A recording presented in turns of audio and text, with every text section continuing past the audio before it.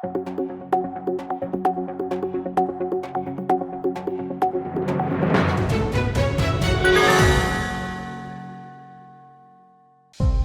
में काफी गहमा गहमी के बावजूद एनडीए ने सीटों के बंटवारे का ऐलान कर दिया है। जनता दल यू और बीजेपी को 101 सीटें यानी कि बराबर सीटें मिली हैं।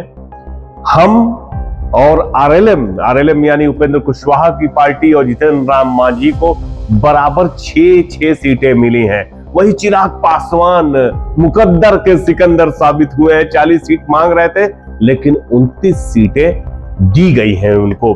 कुल मिलाकर के ये जो बंटवारा है ये अपने आप में बहुत ही बैलेंस्ड है। आपको बताऊं कि जो इस बंटवारे की वजह से जनता दल यू को पिछले चुनाव के सापेक्ष 21 सीटें छोड़नी पड़ी है, बीजेपी को 20 सीटें छोड़नी पड़ी है। जो सर्वाधिक नुकसान हुआ है वो उपेंद्र कुशवाहा की आरएलएम को हुआ है। 15 सीटें मांग रहे थे, केवल 6 सीटें मिली है। आपको बताऊं कि उपेंद्र कुशवाहा पिछली बार काराकाट से लोकसभा चुनाव हार गए थे, जिसके बाद उनको राज्यसभा भेजा गया। जनता दल यू और बीजेपी ने मिलकर के भेजा। वहीं जो हम है एचएएम जीतन राम मांझी की पार्टी, वह भी 15 सीटें मांग रही थी। उनका कहना यह था कि अगर हमको इतनी सीटें दे दी जाएगी तो हम मान्यता प्राप्त दल हो जाएंगे, लेकिन उनको केवल 6 सीटें मिली है। यकीनन लोकसभा चुनाव में चिराग पासवान का जो प्रदर्शन था बहुत अच्छा था। 5 सीटें उन्हें लोकसभा चुनाव के सीट बंटवारे में दी गई थी, 5 जीती गई उनके द्वारा। इसलिए संभवतः फैसला लिया गया कि उनको 29 सीटें दी जाए।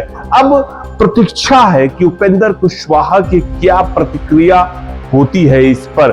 जो माना जाता है कि ये जो पूरा सीट का बंटवारा हुआ है ये अमित शाह की इसमें सहमति रही, नीतीश कुमार की सहमति रही, लेकिन संजय झा, धर्मेंद्र प्रधान जो कि प्रभारी है बिहार में इलेक्शन के, उनकी भूमिका बड़ी रही है।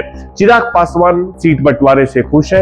एक दिन पहले ही उन्होंने कह भी दिया था कि मैं कुछ भी हो, मुझे मालूम है कि मेरा सम्मान प्रधानमंत्री का सम्मान है और पीएम के सम्मान से बढ़कर के मेरा सम्मान नहीं है। अब देखना है कि उपेंद्र कुशवाहा की क्या प्रतिक्रिया आती है। पहले के सीट बंटवारे पे उन्होंने सीट बंटवारे को मानने से इनकार कर दिया था। वो लगातार भाजपा के शीर्ष नेताओं से मिल रहे थे और जो बंटवारे की सीटें आई हैं आरएलएम के खाते में, सासाराम, दियारा की, उजियारपुर की, उनके बारे में कहा जा रहा है कि निश्चित तौर पे आरएलएम के लिए उन सीटों पर मुश्किल होगी।